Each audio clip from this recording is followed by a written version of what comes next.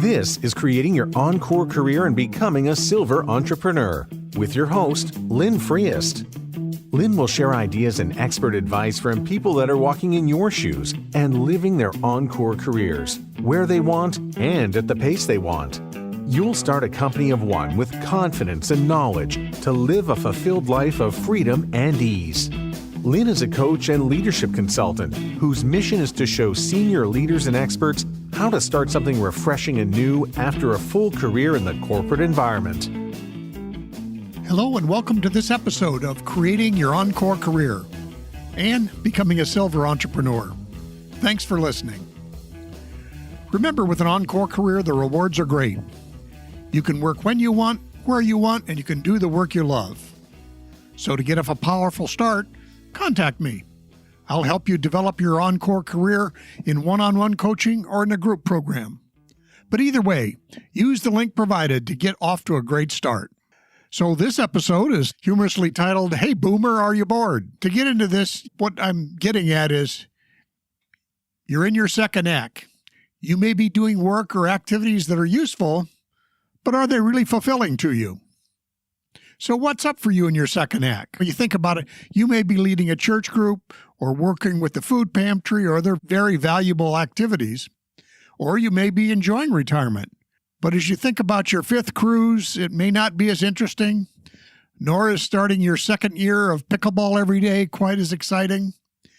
So, not sure what might be next, but you think there definitely should be something next for you. So the short answer for this is I recommend that you find a program to re-examine your purpose for the next 20 plus years.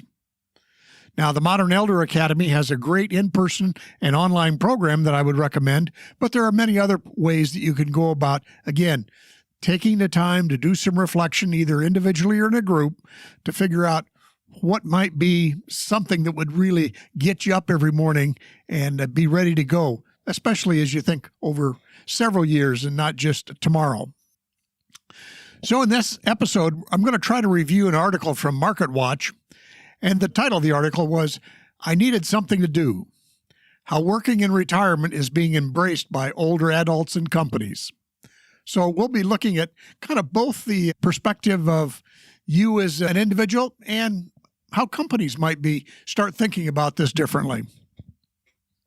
So from the article, some couple of quotes. 72 million members of today's baby boomer generation are hitting retirement age right at a time when American corporations and small businesses need them more than ever, with over 11.3 million job openings across the country. And as a result, companies and small businesses, they are thinking about how do they lure people in their 60s back off the pickleball courts and golf courses. And then again, boomers are changing things up also. They're recognizing the fact that they might want or need to be working longer. And now they're recognizing that people are living longer and healthier longer. So it's one of those things where all of a sudden the boomers, as they're there, my colleagues as it were, okay, we got a little more time to work with here than our parents did, or certainly our grandparents. And then from the employer point of view, everywhere I look on employers, they have a for hire signs are out. But as you go to actually look for work, still the ageism is in place, and they're really not looking at hiring seniors. Now, I know in my case, what I always perceived was, and I thought was somewhat unfair, was they said, you don't have a very long horizon on how long you might work for us. But then I'd say, look at the stats, though. Your brand new workers in their 20s, they're only sticking with you for 3 to 5 years. So I could stick for you at least that long. It's one of those things where, okay, what's the difference between us if we're both only going to be around for 3 to 5 years? The other thing I think is the pandemic really it really changed our perspectives. A lot of lessons got learned, especially that valuable work can be done from anywhere, and part-time gigs can fill important needs. Especially smaller companies have been finding this out for years, that they could hire people for just what they needed, maybe not have 20 full-time people, but they could have 20 different people filling specific needs for them. So some of this, especially in the pandemic, all of a sudden we saw a lot more things were possible. Now, there are some things where I know AARP is leading the way. They've developed what they call the Employer Pledge Program.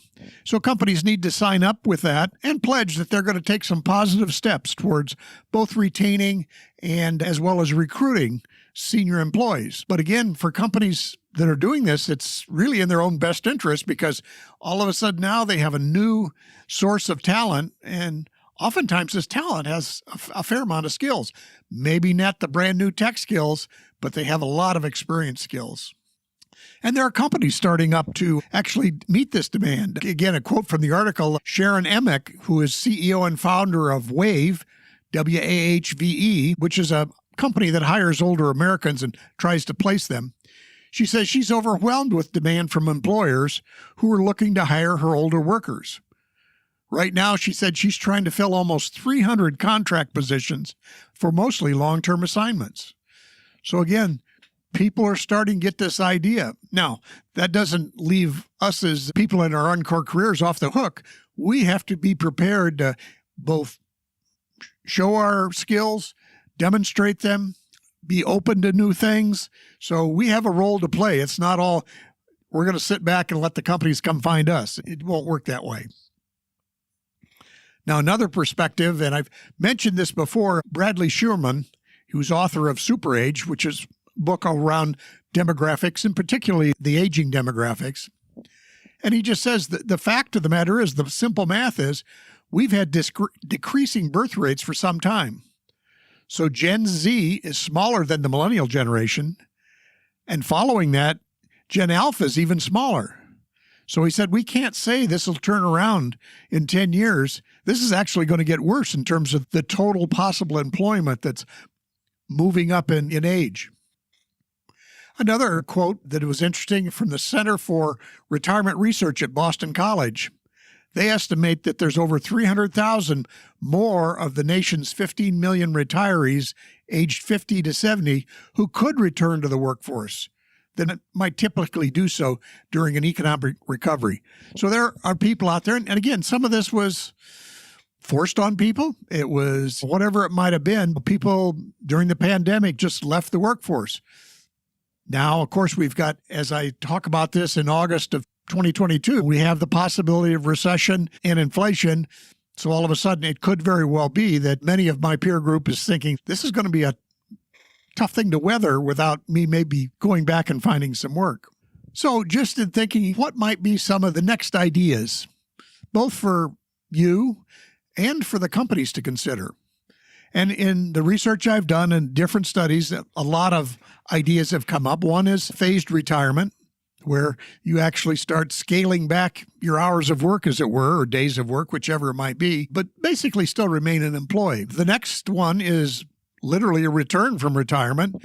And that might be difficult to do in larger companies, but certainly in smaller companies, if you have talent that recently retired, you might be reaching out to them to say, hey, could you come back in some fashion to help us out here?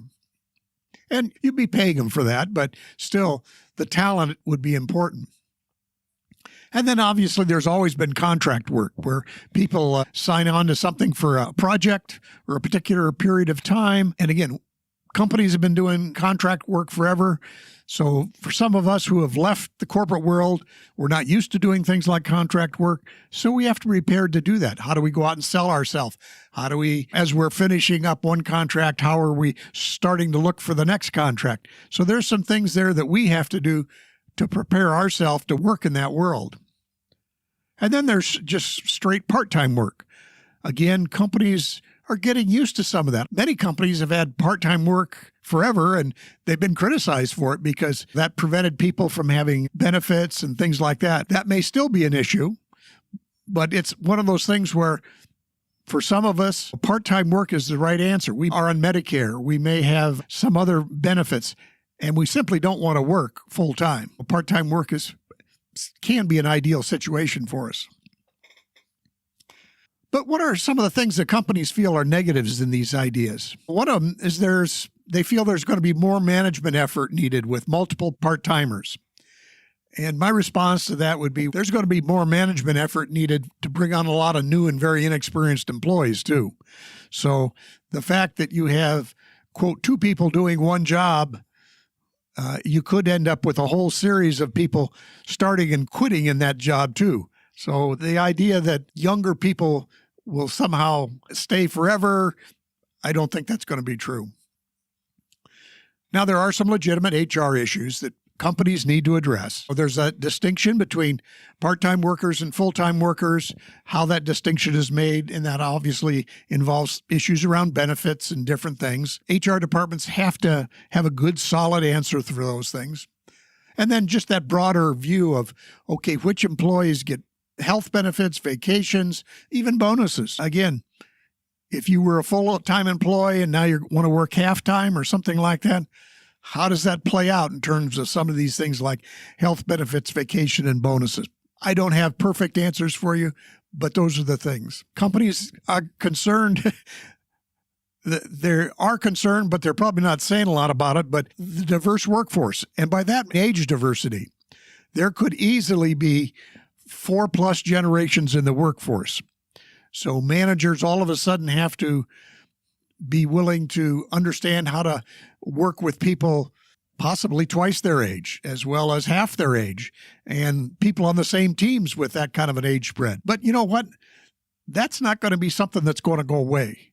Because again, in earlier episodes, I talked about there could be, the career life for a person may stretch to 60 years going forward. So this whole idea of, we won't have older people here because it's too hard to work with them. Everybody's got to get over that. They're going to be working with people in their 20s up through people in their 70s probably. So that's just something they have to do. Another thing that companies I know have struggled with is, okay, if I have these people working remotely for me, that's hard. And again, I'll just say it's always been funny to me that companies will be all excited about describing the global teams that they have. They have teams from around the globe. But then they say, but we need to have everybody in the office too. Okay. So how do you reconcile all that? You love your global teams, but you want people in the office so that you can see at least a few of them. Okay. Again, though, managing remote teams is going to be a fundamental skill set of all leaders and all businesses. Now, just a final note on some of this. I've been talking it from the perspective of the encore career people, the boomers, as it were. But I've seen interesting things with even large companies where they've reached out to younger people and found ways for them to serve in apprenticeships and do work, even in, large companies that have a lot of rules, regulations, and stuff like that. So it's one of those things, I've seen them solve it for we'll say the high school kids. So I think they could probably learn how to solve it for a variety of age groups. And then my final question that I think about is, when you think of total cost, and it's not just hourly wages or monthly wages, but total cost. So what is the total cost of having experienced people? And what's the total cost of having inexperienced people? You need to have both. You're going to have to bring on new people, but the total cost of having experienced or senior people there, it's probably not that much different than bringing on new people and the cost involved in doing that. So this whole idea of total cost, I think, is something companies have to look at. So just to recap, again, going back to where I started on this, in your second act, you may be doing work or activities that are useful, but are they fulfilling? What are you thinking about for your second act? Or are you rethinking it maybe? My title, Boomer, are you bored yet? Maybe it's time to rethink that. You may be, and these things are all valuable. So I'm never doing any judgment here for what individuals are deciding or choosing, because the church group work, working with the food pantry, all of that is necessary and valuable in society. Again, you may have worked hard and you need some recreation, but you go into those multiple cruises or you've been playing pickleball or golf every day. Maybe at a certain point you're thinking, is this all I'm going to do? Especially if you think you might have another 10, 15 years to be doing it. And again, each of these decisions for each person is individual.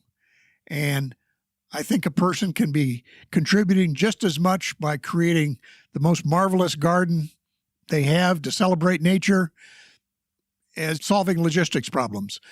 They're just different. And what might be right for one person won't be right for another.